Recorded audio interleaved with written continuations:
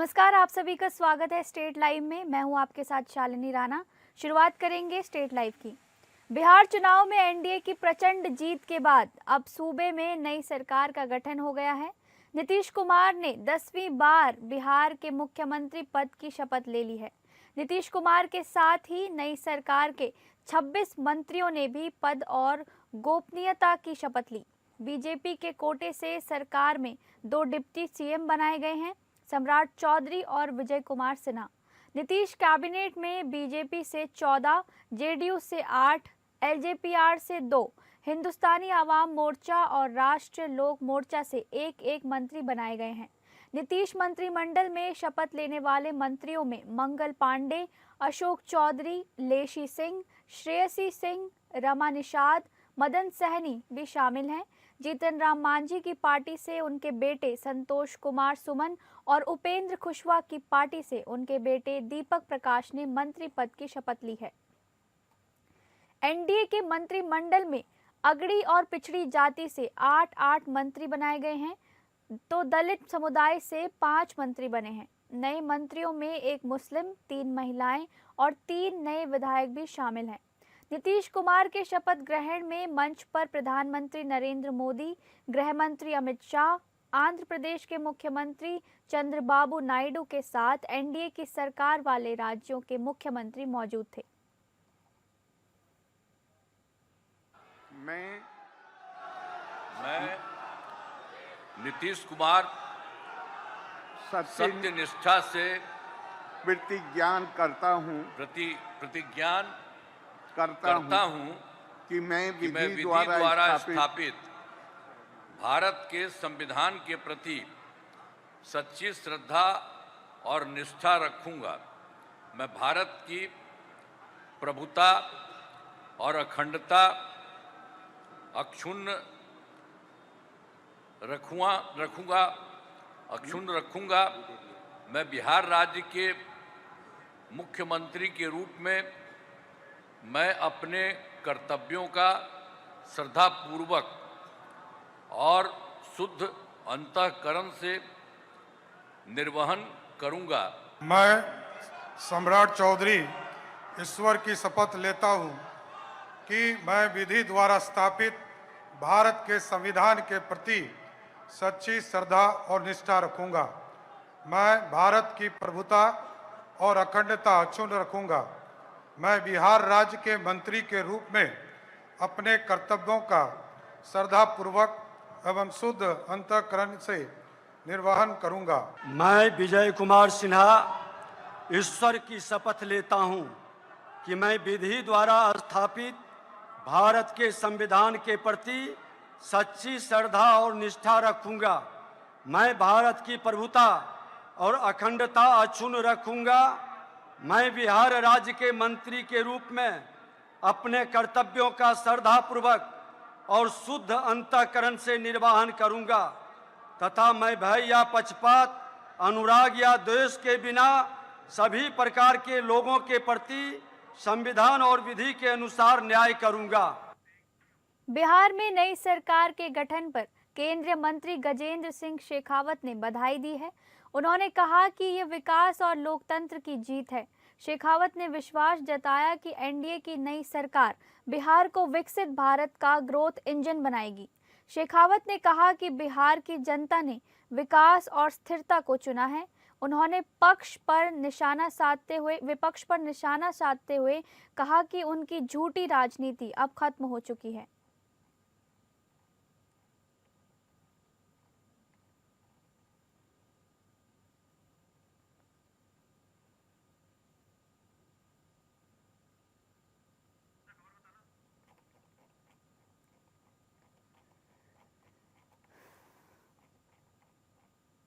बिहार में नई सरकार के गठन पर केंद्रीय मंत्री गजेंद्र सिंह शेखावत ने बधाई दी है। उन्होंने कहा कि ये विकास और लोकतंत्र की जीत है। शेखावत ने विश्वास जताया कि एनडीए की नई सरकार बिहार को विकसित भारत का ग्रोथ इंजन बनाएगी। शेखावत ने कहा कि बिहार की जनता ने विकास और स्थिरता को चुना है। उन्होंने विपक्ष पर निशाना साधते हुए कहा कि उनकी झूठी राजनीति अब खत्म हो चुकी है। नए सरकार का गठन होने जा रहा है। बिहार के इस नई सरकार के गठन पर बिहार वासियों को शुभकामनाएं। जिन वादों के साथ में और जिन इरादों के साथ में बिहार की जनता को ये नई सरकार और नया नेतृत्व मिला है, मैं बिहार की जनता को बहुत सारी शुभकामनाएं देता हूं और इस विश्वास के साथ मैं देता हूं कि बिहार आने वाले समय में विकसित हो रहे भारत का ग्रोथ इंजन बनेगा। बहुत सारी बधाई। पटना में सांसद मनोज तिवारी ने बिहार में नई सरकार के गठन पर बड़ा बयान दिया है। उन्होंने कहा कि बिहार की जनता ने स्पष्ट संदेश दिया है कि राज्य के विकास के लिए जो काम करेगा जनता उसी के साथ खड़ी रहेगी। सांसद मनोज तिवारी ने कहा कि बिहार ने पूरे देश और दुनिया को संदेश दिया है कि अब राज्य में गुंडागर्दी और माफियागिरी नहीं चलेगी। जनता ने विकास और अपने हितों के लिए काम करने वाली सरकार को चुना है।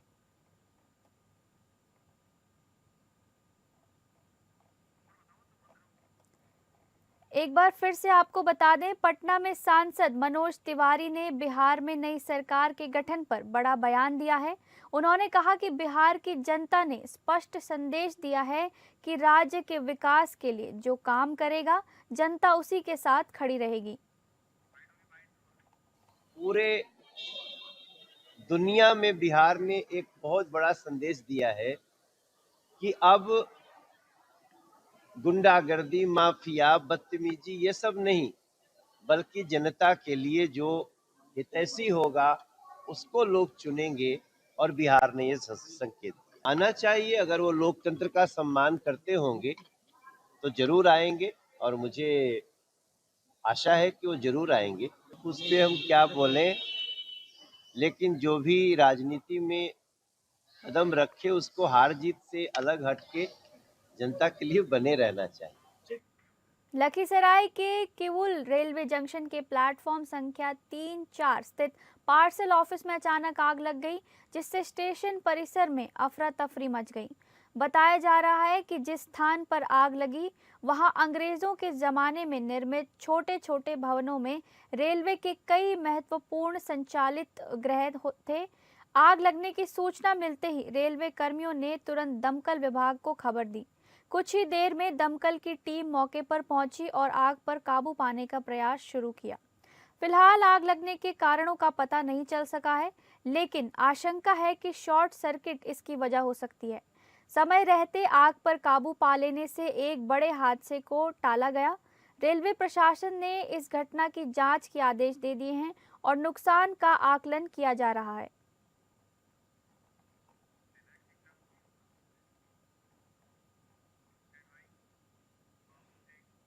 अब बात करेंगे उत्तर प्रदेश की। उत्तर प्रदेश में स्पेशल इंटेंसिव रिवीजन SIR की प्रक्रिया पर तेजी से काम चल रहा है। प्रदेश के मुख्य निर्वाचन अधिकारी नवदीप रिंडवा की माने तो वोटर लिस्ट को दुरुस्त करना ही SIR का मूल मकसद नहीं है, मतदाता सूची को पारदर्शी बनाना भी मुख्य उद्देश्य है। मुख्य निर्वाचन अधिकारी ने बताया कि जिनकी मृत्यु हो गई है या जो लोग दूसरी जगह शिफ्ट हो गए हैं उनके नाम हटने चाहिए। हर किसी का सिर्फ एक ही जगह पर वोटर लिस्ट में नाम होना चाहिए। अगर कोई व्यक्ति एक से ज़्यादा जगह पर SIR फॉर्म भरता है तो उसके खिलाफ बहुत सख्त कार्रवाई की जाएगी। APN न्यूज़ ने प्रदेश में हो रही SIR प्रक्रिया को लेकर प्रदेश के मुख्य निर्वाचन अधिकारी नवदीप रिंडवा से खास बातचीत की। उत्तर प्रदेश में मतदाता सूची को दुरुस्त करने का काम तेजी से चल रहा है। SIR की प्रक्रिया पूरे जोर शोर से पूरे प्रदेश में चल रही है। हमारे साथ बात करने के लिए प्रदेश के मुख्य निर्वाचन अधिकारी नवदीप रिंडवा जी मौजूद हैं। नवदीप जी, जो ये SIR की प्रक्रिया चल रही है, BLOs घर घर जा रहे हैं, लेकिन अभी भी कई जगह ऐसी हैं जहाँ पर BLO नहीं पहुँची है। जो SIR का पहला चरण 4 नवंबर से शुरू हुआ था और ये 4 दिसंबर तक चलेगा।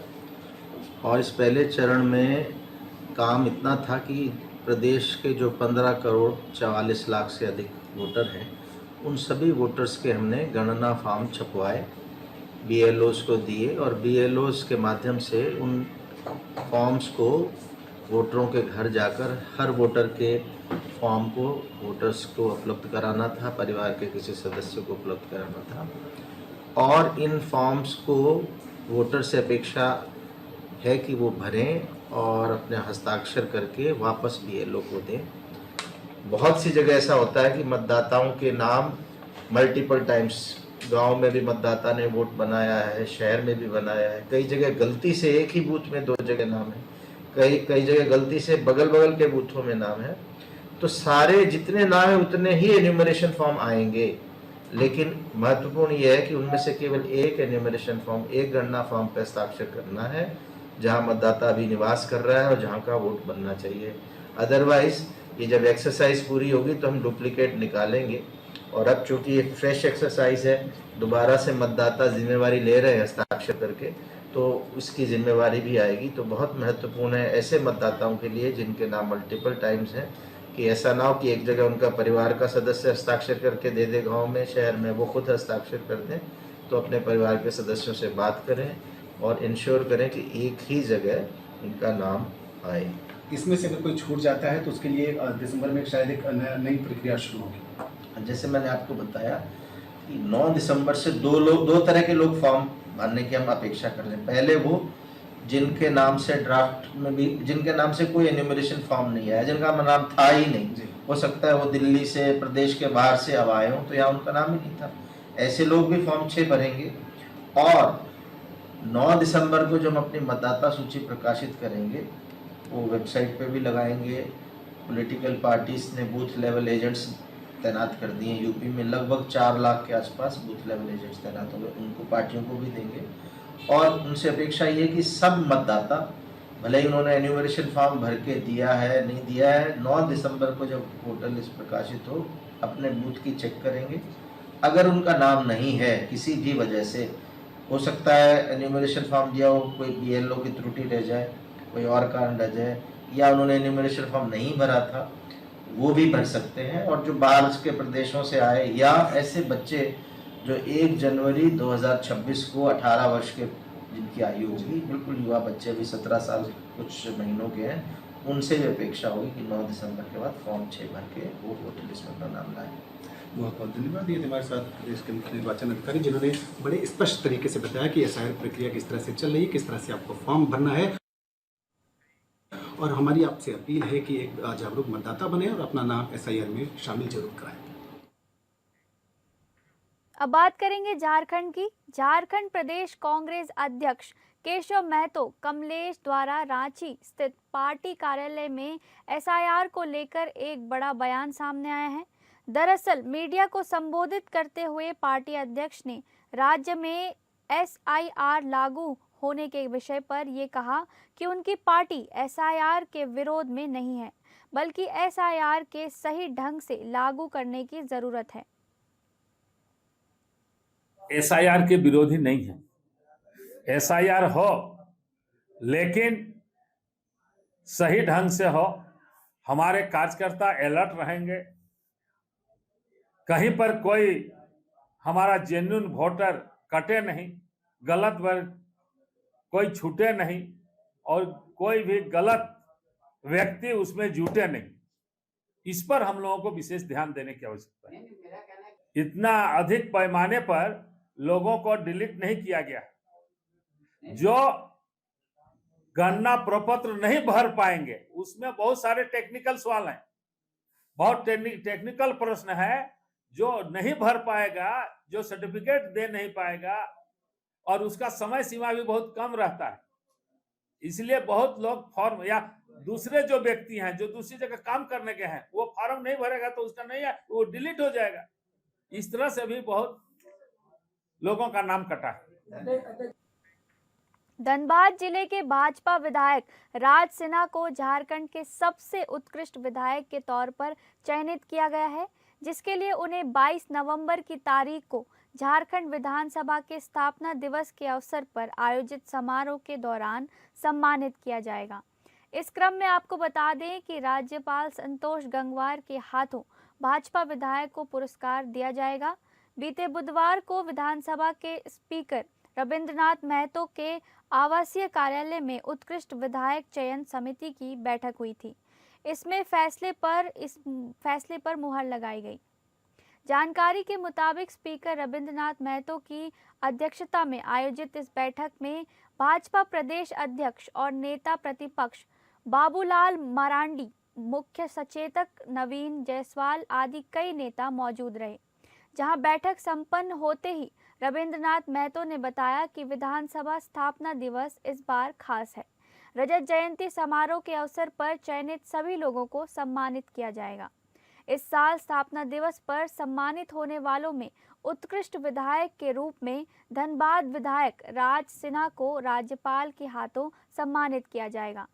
इसके अलावा पुरस्कार पाने वालों में संतोष कुमार सिंह संयुक्त सचिव, नीलम कुजूर प्रशाखा पदाधिकारी, मोहम्मद शाहिद सहायक प्रशाखा पदाधिकारी, राकेश कुमार सिंह उद्यान पर्यवेक्षक, अनुदेशक मन्नू राम और रविंद्र पाल का नाम शामिल है।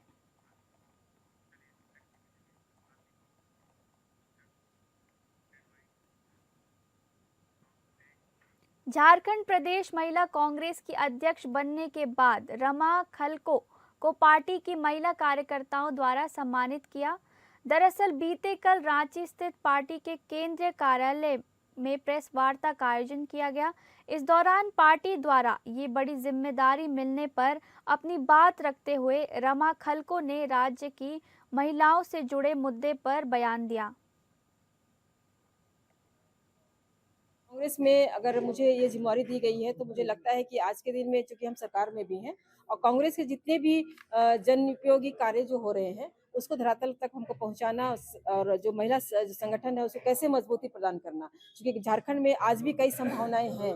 हमारी महिलाएं आज भी इतनी सशक्त हैं कि आज पार्टी को उसका स्वरूप है कि आज हम सरकार में हैं, लेकिन कहीं ना कहीं संवाद की कमी होने के कारण आज महिलाएं संगठन से जुड़ नहीं पा रही हैं, हम उसके तक जा नहीं पा रहे हैं तो वो आ नहीं पा रही हैं। तो मेरी ये कोशिश रहेगी कि हम जो जितने भी हमारे 24 जिले हैं उसके प्रखंड पंचायत तक हम जाएं और ऐसी महिलाएं हैं जिनसे संवाद करके हम लोगों को मुख्य धारा से ला करके पार्टी के सिद्धांत को बताते हुए हम पार्टी को संगठन मजबूती प्रदान करेंगे। इनका भी हम बहुत बहुत धन्यवाद देना चाहेंगे और उन्होंने मुझे कहा है कि 30 को आएंगी और 1 तारीख को जो पदभार का ग्रहण है वो उसमें। बात करेंगे छत्तीसगढ़ की। मुख्यमंत्री विष्णुदेव साय धमतरी में आयोजित केंद्रीय मंत्री शिवराज सिंह चौहान के कार्यक्रम में शामिल हो जाने से पहले पत्रकारों से रूबरू हुए। इस दौरान उन्होंने कहा, नक्सलवाद का अंत होने वाला है, नक्सलवाद अपनी अंतिम सांसें ले रहा है। प्रधानमंत्री और केंद्रीय गृह मंत्री के नक्सलवाद को समाप्त करने का संकल्प अवश्य पूर्ण होगा। सुशासन के सरकार ने घरेलू उपभोक्ताओं को बड़ी राहत देते हुए अब 200 यूनिट तक की खपत पर बिजली बिल आधा करने का महत्वपूर्ण निर्णय लिया है। नक्सलवाद का समापन होने वाला है, अपनी अंतिम सांसें ले रहा है और करीब 2 साल होने को आए हैं। हमारे जवान बहुत ताकत के साथ नक्सलवाद के खिलाफ में लड़े हैं और केंद्र में भी हमारी सरकार है, उसका भी लाभ है। और माननीय हमारे देश के यशस्वी प्रधानमंत्री नरेंद्र मोदी जी और माननीय गृह मंत्री जी, उनका तो संकल्प ही है कि 31 मार्च 2026 तक पूरे देश से नक्सलवाद को समाप्त करना और उनका संकल्प अवश्य पूरा होगा। और इसके बाद हमारे छत्तीसगढ़ में भी जो बस्तर का क्षेत्र है, जो नक्सलवाद के कारण विकास से अछूता था, वहाँ भी विकास की गंगा बहेगी। छत्तीसगढ़ के मुख्यमंत्री अंबिकापुर रवाना होने से पहले पत्रकारों से रूबरू हुए। इस दौरान उन्होंने कहा, आज अंबिकापुर पीजी कॉलेज ग्राउंड में मां महामाया की नगरी अंबिकापुर में जनजातीय गौरव दिवस का प्रदेश स्तरीय कार्यक्रम आयोजित है, जिसमें राष्ट्रपति द्रौपदी मुर्मू जी भी सम्मिलित हो रही हैं, जो हम सबके लिए सौभाग्य का विषय होगा। वहीं नीतीश कुमार को बहुत बहुत शुभकामनाएं दी हैं। साथ ही उन्होंने कहा है, बिहार में विकास की गंगा बहेगी और सुशासन होगा। हमारी सरकार लगातार विकास के लिए रिफॉर्म ला रही है और लोगों को लाभ मिले, इसके लिए सरकार संकल्पित है। अब हम लोग लगातार छत्तीसगढ़ के विकास के लिए रिफॉर्म ला रहे हैं और लगातार लोगों को फायदा हो, इसकी सरकार चिंता कर रही है। जी बहुत बहुत उनको बधाई और शुभकामनाएं हैं। मुख्यमंत्री का दायित्व आज वो फिर से संभालेंगे और बिहार की जनता को भी बहुत बहुत बधाई, शुभकामनाएं। फिर से बिहार में विकास की गंगा बहेगी और सुशासन वहां पर स्थापित होगा। खैरागढ़ नगर पालिका परिषद की दुकान नीलामी में हुए गंभीर वित्तीय घोटाले पर अब राज्य सरकार ने बड़ा कदम उठाया है। नगरीय प्रशासन एवं विकास विभाग छत्तीसगढ़ शासन ने नीलामी प्रक्रिया में भारी अनियमितताओं को देखते हुए मुख्य नगर पालिका अधिकारी कोमल ठाकुर और राजस्व शाखा प्रभारी राजेश तिवारी को तत्काल प्रभाव से निलंबित कर दिया है। वर्ष 2025 की नीलामी में दुकानों की बोली 40 से 60% तक घटाए जाने और प्रथम नीलामी के बकायेदार को पुनः भाग लेने देने जैसी गंभीर अनियमितताओं से नगर पालिका को 64.77 लाख का नुकसान हुआ था। इसी मामले की शिकायत विधायक प्रतिनिधि मनराखन देवांगन ने नगरीय प्रशासन विभाग रायपुर को भेजी थी, जिसके आधार पर शासन ने ये कठोर कार्रवाई की। जारी आदेश में कहा गया है कि दोनों अधिकारियों ने नियमों का उल्लंघन किया और नीलामी प्रक्रिया को प्रभावित किया। निलंबन अवधि में उनका मुख्यालय संयुक्त संचालक नगरीय प्रशासन एवं विकास दुर्ग कार्यालय रहेगा। उनके वहाँ के राजस्व प्रभारी को निलंबित किया गया है। निश्चित रूप में स्वागत योग्य ये समाचार है। मैं तो भारतीय जनता पार्टी की सरकार को, नगरीय प्रशासन को धन्यवाद और बधाई देना चाहता हूँ कि आपने इस प्रकार हमारे इस पुलिंदा शिकायत के आधार पर हमने कार्रवाई की है। निश्चित रूप में उनका धन्यवाद देना चाहते हैं और साथ में कहना चाहता हूँ भारतीय जनता पार्टी की सरकार को, उन विभागों को, उन अन्य विभागों में जिस प्रकार से लगातार अधिकारी भ्रष्टाचार कर रहे हैं और लगातार लोगों को भ्रमित कर रहे हैं और लाखों रुपये का भुगतान कर उनकर भी कार्रवाई होनी चाहिए। इस बात को लेकर हम लगातार आंदोलनबद्ध हैं और मैं भी कहना चाहूँगा कि नगर पालिका में केवल ये निलंबित की कार्रवाई से हम संतुष्ट नहीं हैं। आने वाले समय में हमारी कांग्रेस पार्टी, हमारे पार्षद दल, नेता प्रतिपक्ष हमारे साथ में है। मैं कहना चाहूँगा कि हम इस अधिकारी और कर्मचारी के विरुद्ध हम प्रथम सूचना रिपोर्ट थाने में दर्ज करने का हम काम करेंगे और निश्चित रूप में इनको जेल भेजने का हम काम करेंगे। कला और संगीत की विरासत को नई उड़ान देते खैरागढ़ महोत्सव की पहली शाम इतिहास के पन्नों में दर्ज हो गई है। एशिया के प्रथम संगीत एवं कला विश्वविद्यालय इंदिरा कला संगीत विश्वविद्यालय में 3 दिवसीय महोत्सव का भव्य आगाज हुआ। वातावरण में सुर, ताल और रंगों का ऐसा मेल दिखा कि पूरा परिसर सांस्कृतिक उत्सव का जीवंत कैनवस बन गया।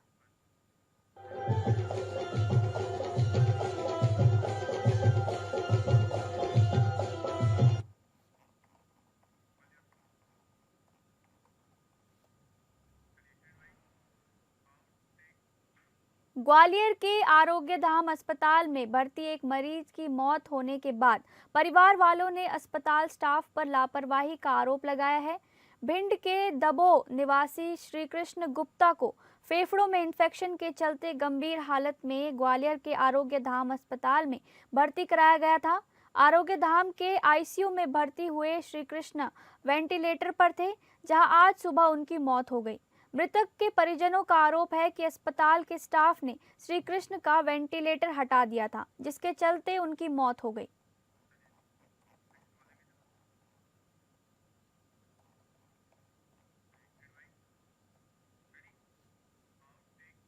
जबलपुर हाईकोर्ट ने डॉक्टर अंजना शर्मा के प्रकरण पर सुनवाई करते हुए रानी दुर्गावती विश्वविद्यालय और मध्य प्रदेश शासन के विरुद्ध अवमानना का नोटिस जारी किया है। आपको बता दें कि डॉक्टर अंजना शर्मा दिनांक 30 अप्रैल 2021 को बायोसाइंस विभाग से सेवानिवृत्त हुई थी। उस समय से आज तक उनके सेवानिवृत्ति लाभ जैसे पेंशन और ग्रेजुएटी इत्यादि नहीं दी गई। उनके द्वारा माननीय उच्च न्यायालय के समक्ष एक याचिका प्रस्तुत की गई।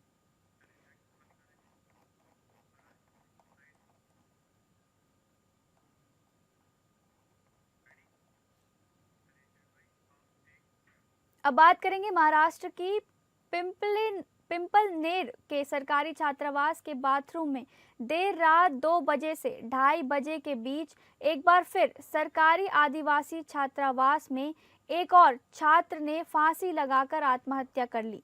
मृतक का नाम सुरेश गोकुल मालूसरे है और वो प्रथम वर्ष का छात्र था।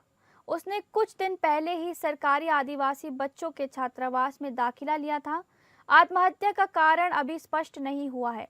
मृतक के परिजन और आदिवासी संगठनों के प्रतिनिधि घटनास्थल पर पहुंचकर संबंधित कर्मचारियों के खिलाफ कार्रवाई की मांग कर रहे हैं।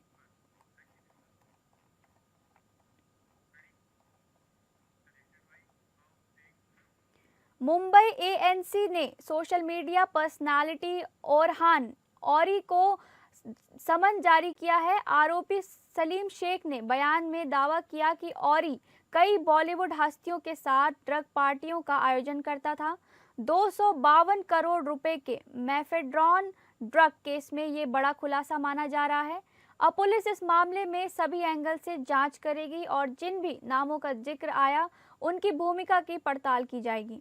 सोशल मीडिया पर्सनालिटी औरी को 252 करोड़ रुपए के मेफेड्रॉन ड्रग्स केस में मुंबई पुलिस ने समन जारी किया है।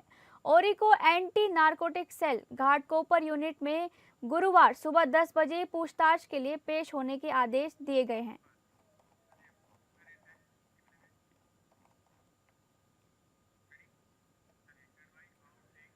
नवी मुंबई साइबर सेल ने आर्थिक धोखाधड़ी करने वाले एक अवैध कॉल सेंटर पर छापा मारकर बड़ी कार्रवाई की है। ये कॉल सेंटर महापे स्थित मिलेनियम बिजनेस पार्क में चल रहा था। कॉल सेंटर के कर्मचारी शेयर मार्केट और अन्य निवेश योजनाओं में भारी मुनाफे का झांसा देकर नागरिकों से ठगी कर रहे थे। छापेमारी की कार्रवाई में नवी मुंबई पुलिस की आर्थिक अपराध शाखा ने करीब 17 लोगों को हिरासत में लिया है। आरोपियों से पूछताछ जारी है और मामले की आगे जांच की जा रही है।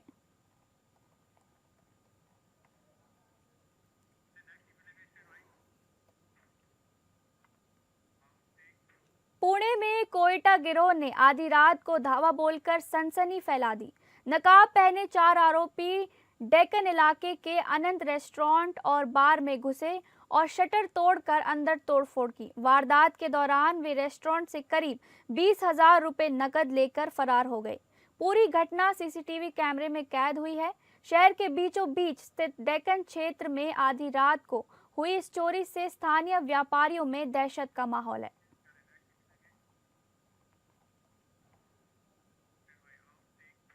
खारघर टेकड़ी स्थित चेफेवाड़ी पाड़ा क्षेत्र में तेंदुआ दिखाई देने के बाद स्थानीय निवासियों में डर और दहशत फैल गई। ग्रामीणों का कहना है कि वन विभाग को तुरंत ठोस कार्रवाई करते हुए तेंदुए को पकड़ने की व्यवस्था करनी चाहिए। खारघर पहाड़ी पर वन विभाग की ओर से बड़े पैमाने पर वृक्षारोपण किया गया है। इसके परिणाम स्वरूप क्षेत्र में घना जंगल विकसित हुआ है, जहां चारों ओर घास और झाड़ियां तेजी से फैल गई हैं। इसी बीच पहाड़ी के पास खारघर, नवी मुंबई, रोहिजन और मुंब्रा क्षेत्रों में तेजी से निर्माण कार्य चल रहा है।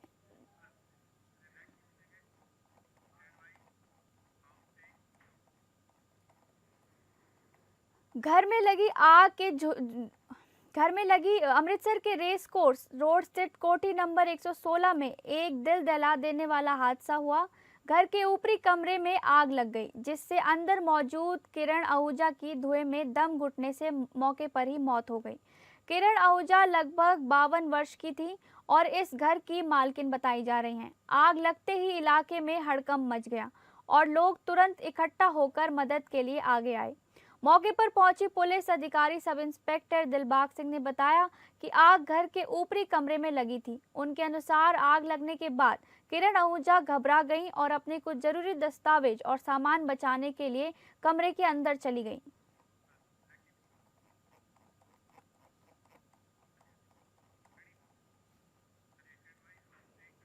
सेंट्रल जेल से बेल पर बाहर आए हरजिंदर सिंह उर्फ हैरी का पुलिस ने एनकाउंटर कर दिया है। पुलिस कमिश्नर ने बताया कि हरजिंदर सिंह उर्फ हैरी को इलाज के लिए गुरु नानक देव हॉस्पिटल में भर्ती कराया गया था। इलाज के दौरान ही हरजिंदर सिंह उर्फ हैरी की मौत हो गई। पुलिस ने बताया कि उसका एक साथी मौके से भाग गया, जिसका नाम सनी है और वो अटारी का रहने वाला है।